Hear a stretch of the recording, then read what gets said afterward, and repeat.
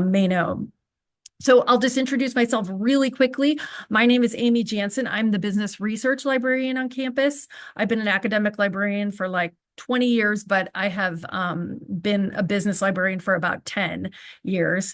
So, but as most of the librarians in our at Southern, we have to kind of field everything. So I'm used to and accustomed to fielding lots of different types of research questions from across disciplines.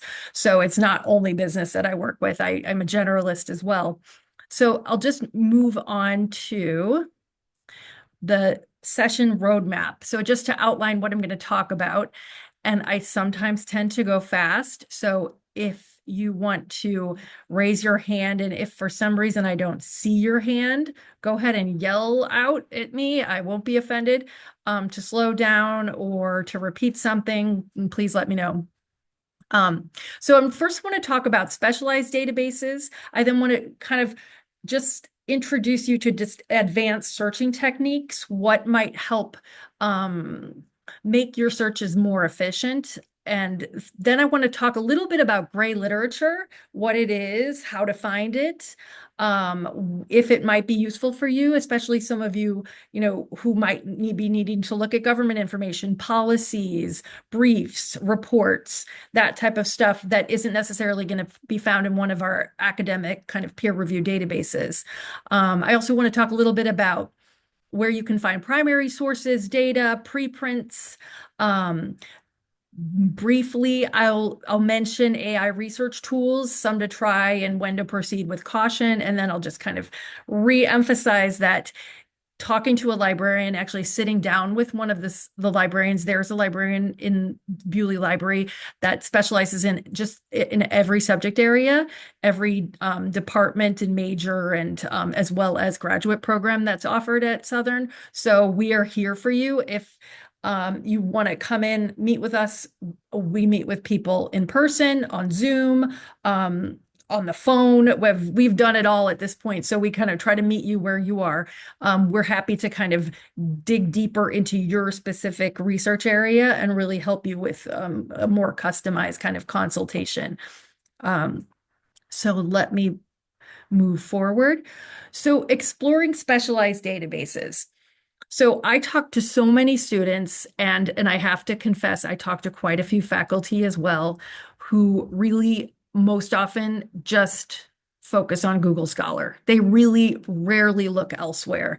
And it is true that I talk to a lot of business faculty more so than I do in other areas, but I talk to faculty across the board. And that sometimes I think filters down to students who also tend to sometimes come to me and say, well, I looked in SouthernSearch, I looked in Google Scholar, where there's a lot of stuff that isn't in those two places that you might be missing. So, and that's especially true at the graduate level. So at the level of research that all of you are at, you really need to be going beyond just SouthernSearch, the library's catalog, and beyond what you might find with a quick natural language search in Google Scholar. So it's about precision. So finding better quality content. It's about depth. So there are formats that might be missed by a general search. There's some content that's not indexed in SouthernSearch or in Google Scholar that's in some of our databases. You can use controlled vocabularies, which allows you to kind of really fine tune your search, concept-based searching, and we'll talk about that in a few minutes. And then the functionality, just lots of advanced options for searching beyond just stringing together a few keywords.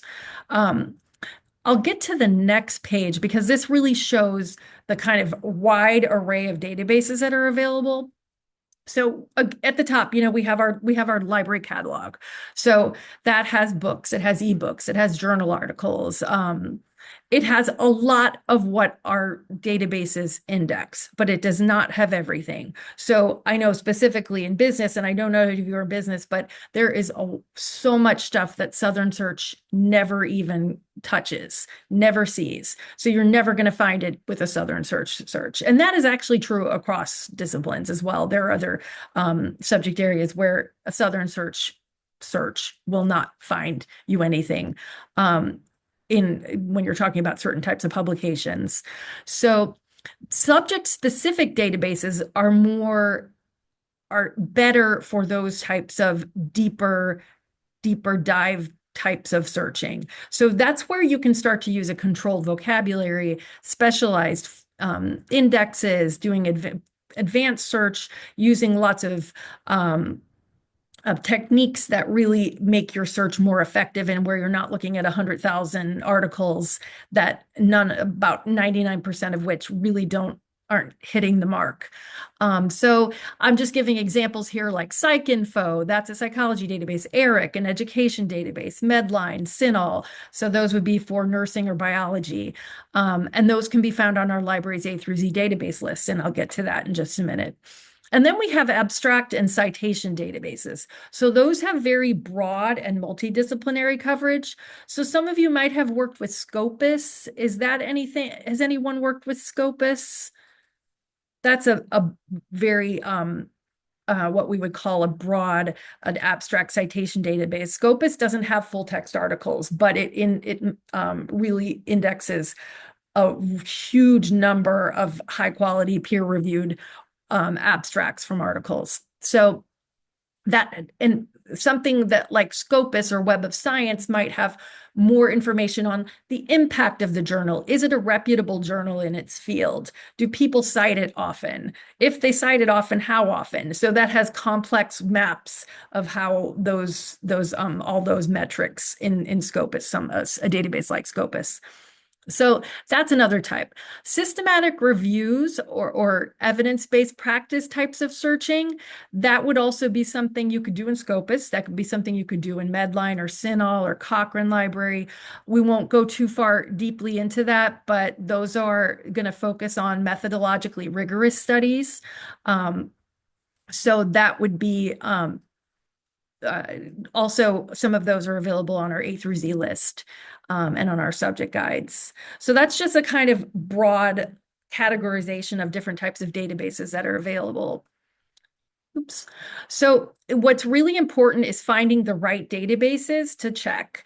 And when I say databases, I mean, I tell this to undergraduates, but it's especially true at the graduate level.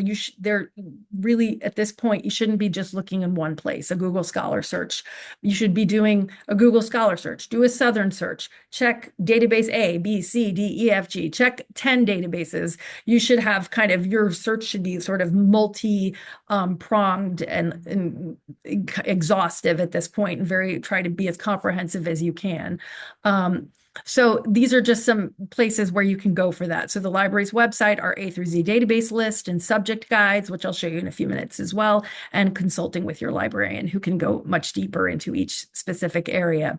So as just examples of different databases that might be useful in different disciplines. Sociology, I'm going to show an example in Sociindex in just a minute.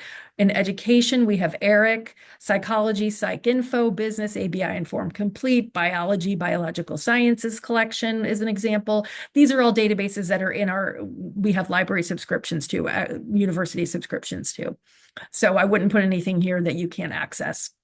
Marriage and family therapy, family studies abstracts, that's another database. And there's many, many more. Those are just a few examples.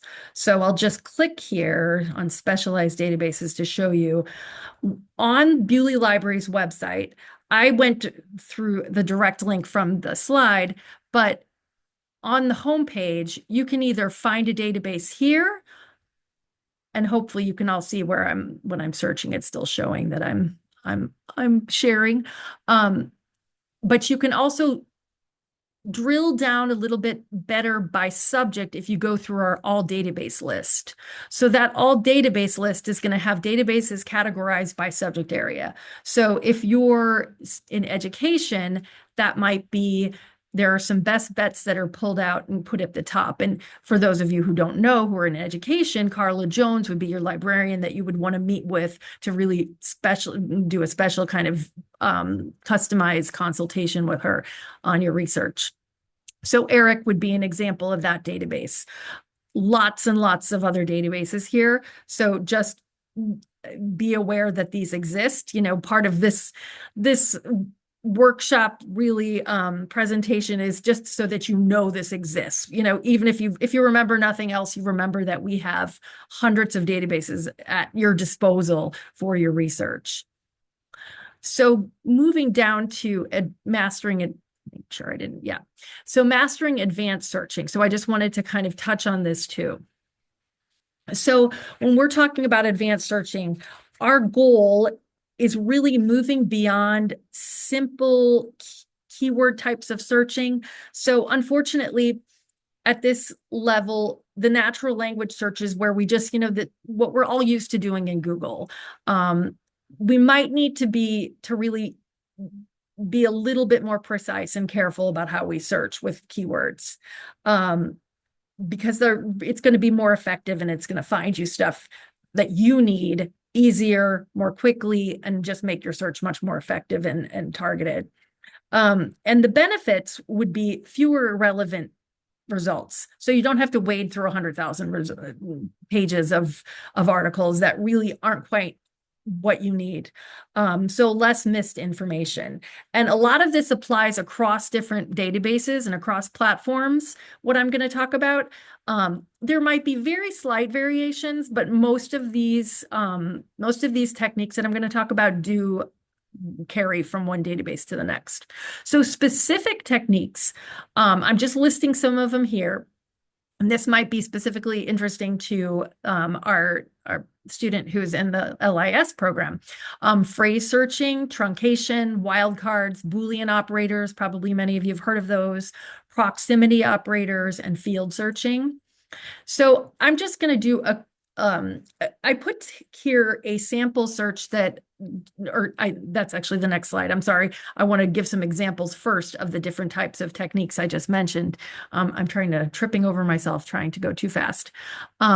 So phrase searching might be where you're looking for two words that you want to be found together in close proximity to each other in your results. So you can look for climate change, but if you don't put it in quotes, then it's not going to find climate and change close to each other in the text of either the abstracts or the keywords for your articles. Truncation would be that asterisk, and that would be able to find that root word. So that if I put that after educate, removing the E, that would find educate, education, educational. So that would be one way to kind of refine your search as well. Wildcards, I use this one less often, but this is also useful where you just replace one of the letters with a question mark is usually what the wildcard is.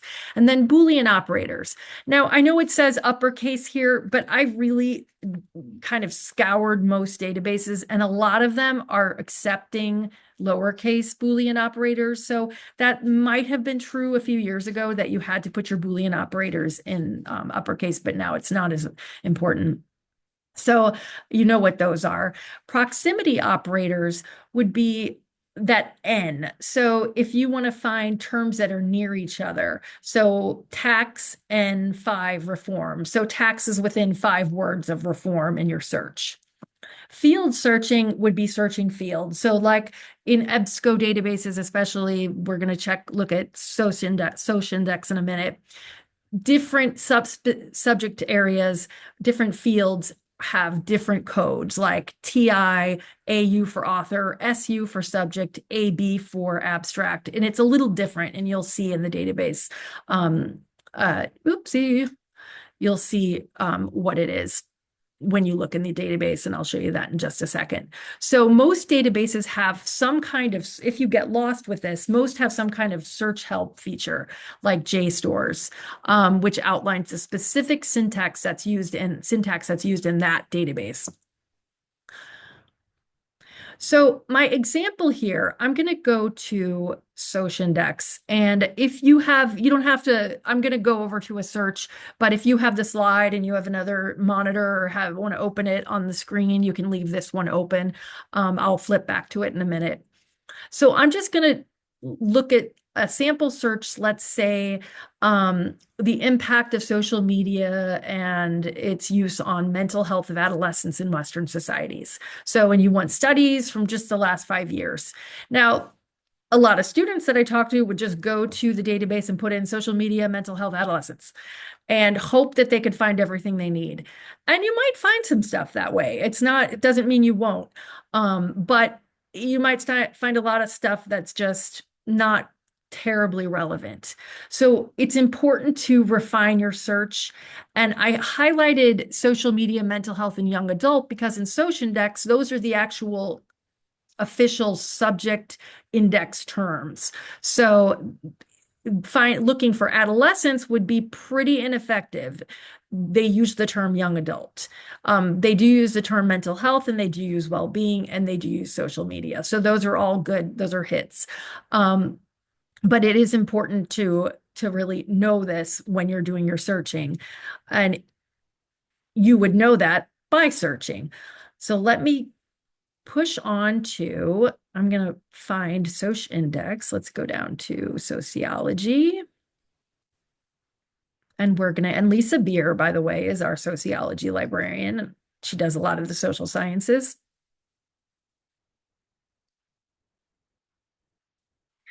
So Social Index is on what the platform that is called EBSCO. Probably many of you are familiar-ish with EBSCO at this point.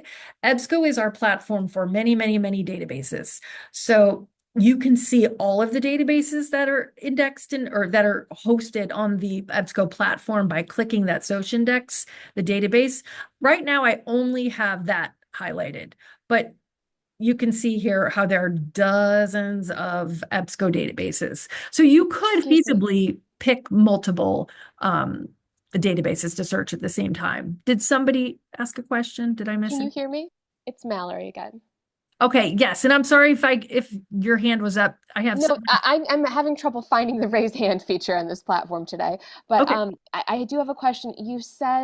Um, you said young adult is a good term, but not adolescent in this case. But I didn't catch why. Can you clarify that, please? How you know what term is going to get you stuff? right. So the way you know is by starting your searching. That's why a search like this. So I'm having trouble. I'm gonna lift social media and mental health or well-being in it. So if I would copy and paste, if I would put in this search string, and then I would start to look at the subject headings. So let me go ahead and put in, just a moment.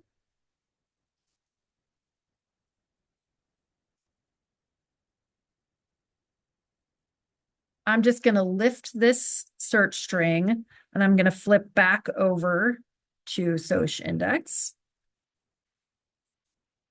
So I'm going to put social media in quotes, mental health or well-being, and adolescent or teen or young adult. So this is before I know what the actual subject index terms are. I'm going to search. And then I'm going to take a look at one of my hits. When I say that there are certain subject terms that are used by certain databases, I mean these right here.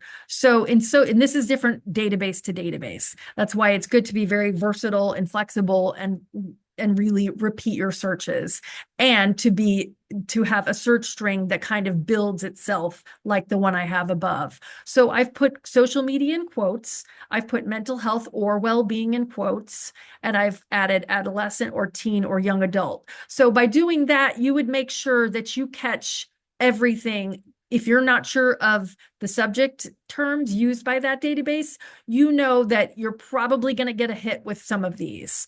And then once you find some results, you open one of the records, scroll down, and you're able to see the subject terms that are used by that specific database. So these are the official subject terms used by Social Index. And again, if you combine this with multiple databases, that might not, the results might vary because every database is different. I don't know if that answered your question, Mallory. Yes, I think it did. Thank you. So yeah, and I was kind of skipping forward a little bit. So my first attempt was that first search, social media and mental health in adolescence. And I wasn't finding a lot. So we started, I'm really having a problem with going back. Sorry about that. So my first try with keywords was social media, mental health, adolescence. My next try was social media and mental health in quotes and adolescence. But then I decided to build a more complex search string and add those in parentheses and add some different possible variations of the term. So if I'm not getting much with adolescence, I'm going to add teen or young adult or something similar in order to kind of cast the net wide to see what this database has. So you could also add, but it won't change the search much, a proximity operator. So you could add in quotes, or in parentheses at the end, negative impact. You can add controlled vocabulary that allows for field searching. So using A, B, SU, and let me show you what that looks like. So if we would do an advanced search, I'm going to go back to my result page. The different field codes are here. So, and this again will vary from database to database. So if you're in Sociindex, subject term is SU. Author AU. This will likely be similar in most EBSCO databases, but there could be some that are here that are not in other databases. So this is another thing you could use to do a little bit more targeted searching by only searching one specific field, if that makes sense. So I'm just going to repeat that search. So I'm finding a few things here with my very long, kind of more complex search string. But I'm seeing that my access options aren't necessarily showing. Yes, this one actually is showing PDF. Okay, that's good. I was a little bit concerned because it didn't say PDF. I just wanted to point out this new feature in a lot of EBSCO databases is there is a little tool called Generate AI Insights. This is in beta testing. So what you'll get to see here is it will read, it doesn't do it for every article. It usually does it for all full text articles. So there must be something that was unreadable about this first one. But what it will do is it's going to read, kind of do a quick scan of the article and give you a few insights. Now, again, take it or leave it. This is in beta testing. It's interesting to just see, to read it, to compare it to the abstract. You should really rely on the abstract for a more official and kind of author created account of the article, but these insights are kind of interesting to kind of compare and contrast with the abstracts, and undergraduate students definitely like it.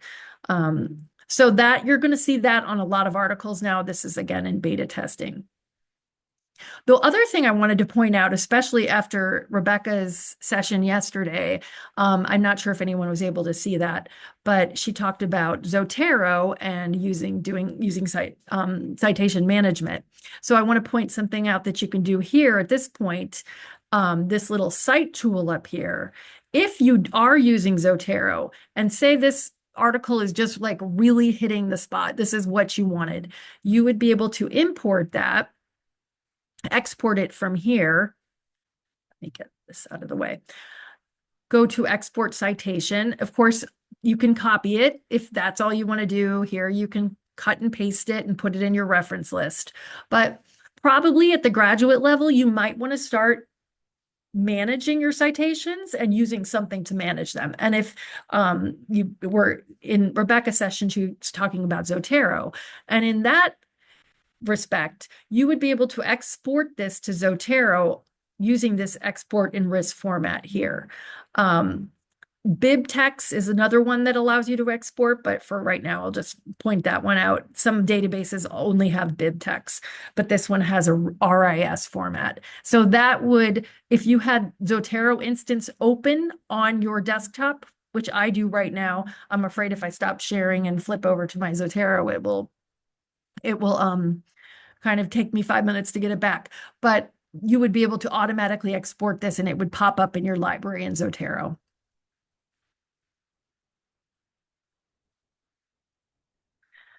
So that's a quick look at a sample search in Sociindex. Again, this is very complicated when you start getting into what search terms to use, what keywords to use, whether you need something, if you're looking at certain types of studies, time, that's easy to account for. But this is something where if you wanted to talk to a librarian, we're happy to sit down with you and go over your particular research questions and really kind of drill down and see what we can do. That was just kind of an example. Another thing I want to talk about is, and we can come back to anything. I want to leave time at the end for questions, and we can revisit someone's research question, or if you had some more specific questions about advanced searching. But I wanted to mention gray literature, because this might be something that you need to use in, and you're probably going to stumble across in your research. So it would be information that's produced beyond those commercial publishing channels. So it does matter because they're more timely. So the publishing process in gray literature is much shorter. So I know specifically in economics, time is of the essence in a lot of those economics publications. So waiting for a peer-reviewed article to get peer review, to go through the process and to be published is sometimes not well regarded. And so there is a kind of emphasis placed on gray literature, and it has a quite high level of importance in the field. It can have unique content too that you can't find in peer-reviewed sources. And it has a kind of a much broader array of perspectives also. And its relevance. So it has a lot of relevance for policy, and a lot of what that some of you are working on are really kind of practitioner oriented graduate work. So it might have insights that are important for that. It also offers you a very diverse and global perspective and avoids that publication bias. And we all know that, the stuff that gets published is the stuff, it falls within a certain kind of range of acceptable types of research. And there are things that don't get published that are worthy of being reviewed and used in research. So identifying key types and finding gray lit. So government reports, NGO reports, policy briefs, white papers, conference proceedings. You've probably all stumbled across these before: theses, dissertations, working papers. So some specialized databases, like the ones we were just talking about, those do have gray lit. A lot of business databases have it. So, if you're looking at market research, or if you're looking at industry reports, that's all gray literature. That's going to be in a database. It's not going to be findable anywhere else, like in SouthernSearch or in Google Scholar. Those are industry reports that are only going to be available in proprietary databases. Google Scholar does have gray literature. Eric does ProQuest dissertations and theses, obviously. I just want to point to, here's one more example. Economics literature, REPEC, is an open economics repository of literature. And you could say that it has a lot of gray literature. It has working papers, it has articles, it has books, book chapters. Same situation here. If I did some searching, and I mention economics because it really has an impact on lots of different fields, unlike some other areas. And so some of you might actually, let's look up, oops, I'm not in ideas yet. Let me get,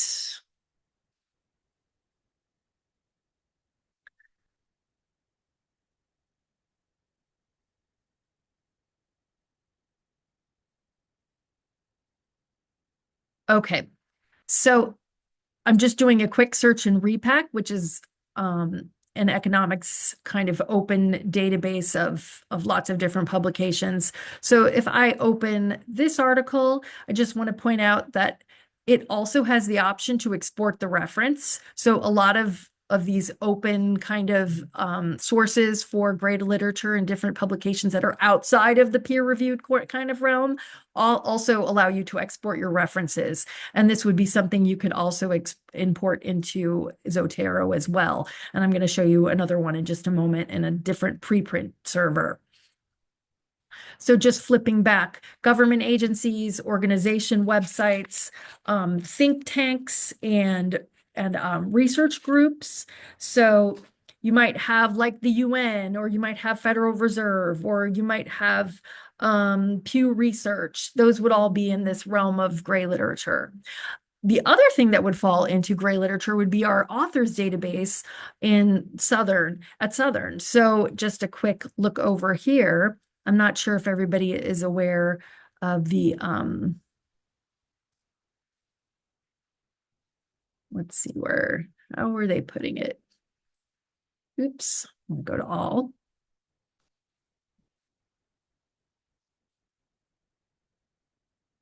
So SCSU authors, these are publications that have been submitted by all of our faculty not all, but by faculty at Southern, as well as staff. So hopefully it will pop up. Currently, we have 6,420 entries. This consists of journal articles, books, conference papers, book sections. So this is something that you might want to check, because if you find some research that kind of overlaps with your own research, that's actually someone you want to reach out to as well for collaboration, for insights. So this is a really good resource until we have some kind of digital repository, which we hope is on the horizon in the next few years. This is kind of our solution to that, and that's on the library's A through Z list. So evaluating gray literature is important, and this checklist is really kind of the going standard for how to evaluate it. So before you use gray literature, just be careful that you're looking at who's responsible for it and are they credible. And this might take a little bit of checking. So you might have to do some investigative work when you find gray literature to figure out if something is acceptable. And there's going to be some things that something that was published by the Census Bureau is not going to require the same amount of digging than if you find some oddly named think tank that published a report. So that would require a little bit more digging. Accuracy, coverage, objectivity, that's a big one. There are some think tanks and research groups out there that actually have a very clear agenda, and you can find it if you dig and look at their website, their mission. Also, look for news about it. Look for how it's regarded. You can usually do kind of an external search and check how that particular research group or think tank has if it's been in the news. The date, the significance, those are all other factors. Other resources I wanted to mention. There are primary source digital archives, there lots of them, more now than ever. So the Library of Congress has digital collections.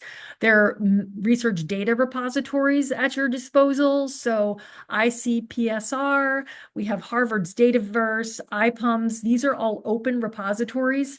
So ICPSR is associated with the University of Michigan. It's an international consortium, and it has so much data.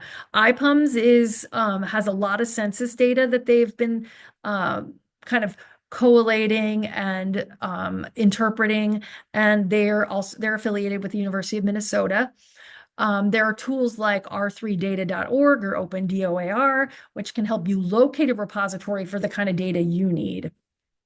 The other thing I want to mention are preprint servers, and these are also linked on our library website. So we have ARXIV, SOCH ARXIV, Sci ARXIV, obviously. And there are pros and cons. They have the same pros and cons that gray literature does. So I'm going to just flip to a quick look at one of these preprint servers. Has anyone used these before or have any experience with the preprint server? And if someone, I'm seeing that, I don't know if I can see a hand. I think I see a hand. Okay. So the links can be found on our library's A through Z database list. I'm going to do a quick search. I just have a direct link to my search here in the ARXIV, which is a physics, math, computer science, and I believe they have some other kinds of, a couple other sciences are indexed or contained here. So if I did a quick search for, say, this is computer science, so I'm going to put in network security and intrusion detection. we're going to find lots of results here with that very broad search, but I just want to kind of show you what these servers look like. So I'm going to click on the hyperlinked title here and take a close look at who submitted this and who they're affiliated with. You can usually do a separate Google search, checking for the authors. The other thing to point out I wanted to mention is that you can export this BibTeX citation. So this is something else you can import into export and then import into Zotero. And you can also find out if, is there a reference in Google Scholar? So let's link over here. And this is something we can find here as well. So this is an example of one of those preprint servers, and there's a few of them out there. This isn't the only one. But they get a lot of their information from Semantic Scholar, or is also found here, which is another thing I'm going to mention under when I talk about AI tools in just a second. So using AI research tools. This is something I could talk about for a long time. I won't, because but I do feel like I would be doing you a disservice not mentioning it. I do have a library guide that's focused just on AI tools and research, and you're welcome to kind of root around in there, see what you can find. But I pulled out some things that I think you might find useful. There's a few things that you might want to play around with. Oh, I spelled Semantic Scholar wrong. I'm usually such a spelling stickler. I'm sorry about that. That's devastating for me. Elicit, Research Rabbit, those are really good for research. So those are, I think, tools that are not going to get you into trouble, that are actually accessing scholarly publications. And Research Rabbit is really more of a literature mapping tool than it is a AI tool. For help with summarizing, a lot of I've had one faculty member who told me she loves Scholarly. Some others I've heard Chat PDF are really good. And then writing and proofreading help, there's Grammarly, Trinka. Just be careful, super careful with chatbots like ChatGPT or Gemini. I do know that some of the others that I've mentioned here have data privacy policies and they're clear about them. But ChatGPT and Gemini are kind of, what you put in there, what you upload there, you don't know it's going to be used in their training database. It's not private anymore. So be really careful uploading large amounts of your information, data, your writing into those chatbots, because you don't know. And some of these other tools, though, are much better in terms of their data privacy policies. So the concerns about using AI tools, there are a lot of them. So we have the privacy, we have the security issue, we have academic integrity and plagiarism, and this is going to become a bigger problem with each passing year. We have now the majority of undergraduates, and as well as a slightly lower number of graduate students who are using AI regularly for their writing, according to some articles I was just reading, and studies that were just done. So we have a huge problem, and we have to figure out how to use it right, how to use it well, and how to cite it. But there are other issues. We have bias of fairness. There's transparency, explainability. There is the omnipresent over-reliance and de-skilling. So we have, students who are coming up working on degrees, working on master's degrees and PhDs and doctoral level degrees who just aren't cultivating that practice of reading, analyzing, synthesizing, writing. It's something else is doing it for them. So it's a big problem. We have accuracy and misinformation. ChatGPT and Gemini are notorious for making up sources. So never use them, never ask them to suggest peer-reviewed or academic sources, because they will literally make stuff up that you can use go to Semantic Scholar or to Elicit for that types of what publications have been written on social media use and adolescence and negative impact. Those would be better tools for that. And then ethical use and responsibility is like omnipresent problem too. So the other thing I want to mention, and then I wanted to leave more time for questions, but is that we are here for you. So sometimes we are too passively here for you. I feel like we should be reaching out more, getting out more, and talking to you, and really finding out what students need help with, because graduate students in particular are super busy. So we know that, and we want to meet you on your terms. So whatever way you want to meet with us, whatever way you want to talk to us, however we can be useful and helpful to you, you can schedule a one-on-one research session. You can look at the many subject guides we have. I'll just kind of pull those up, just like I had the AI guide. We have subject guides in many areas. So in particular, let's say chemistry. We have chemistry guides. Diana Hellier is actually our STEM librarian, so she would be able to sit down with you if you had questions about that. We have mine are all under the business one, but I'm going to show you Carla's again, has many guides here, educational policy, educational leadership that she spent, I know, a lot of time really working on and making up to date and useful for students. So I could go on with that, but I do want to get to your questions. So I'm going to stop sharing and see what questions you all might have.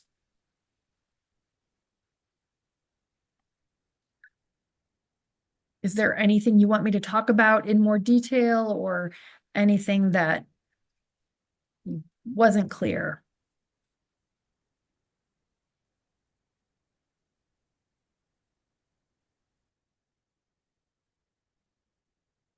How can you get the Zatora app? Sorry, or the Zatora Mhm. manager? So Zotero is it's downloadable. There is a web version. I'm going to put the link in. There's a web version, but the downloadable one for your desktop is a lot better. At least it's a lot. I found it a little more versatile. It has more features, whereas the one on the web is a little bit more limited. So I would suggest, if you have, your own laptop that you work on, to download it. It kind of can run in the background. It really doesn't cause problems, doesn't take a whole lot of space, or I would highly recommend that. Hopefully that link came through. It did. Thank you.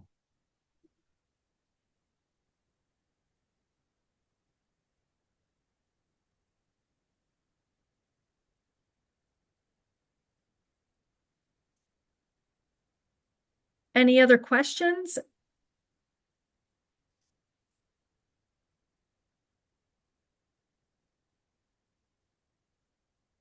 Did everyone see the slide link or see the file?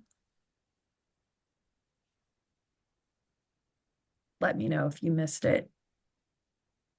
I think I missed it. I didn't see the slide file though. Oh, okay. Let me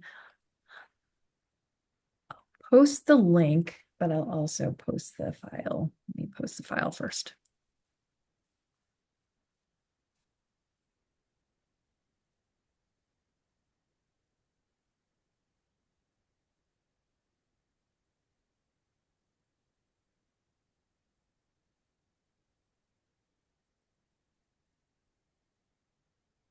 So I put it into a Google Doc because I work with undergraduate students a lot, and they really don't like PowerPoint files. They want everything like a link for everything. So that's kind of when I started getting in the habit of uploading my slides. Yep, Marianne. I'm just not familiar with the term preprint. Like, I don't even know what that means. So preprint would be something that's before publication. So it might be a paper that someone is working on, a paper that's been submitted for publication but hasn't been accepted yet. It might be a paper that has been submitted and was a revise and reject Got it. and submit. It's So on its journey. yes, yeah. Okay, thank you. Mhm.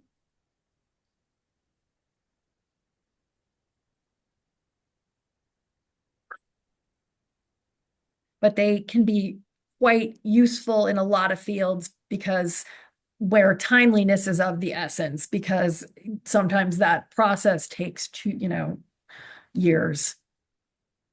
And so some scholars make their preprints available, or they want to get it out there.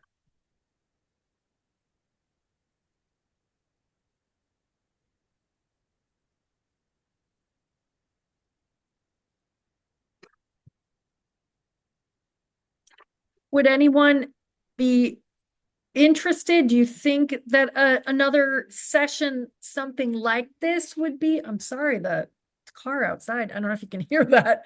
There's a revving engine. I'm in my office in Southern, but would that be of interest to folks? Would you be another session, something like this, where we look at your own topics more deeply, or That would be helpful. any of the areas that I focused on? Okay. I would find that very helpful as well. Okay, I know I threw a lot at you today, so if you have, after you've time to process, if you have any questions, I'm gonna.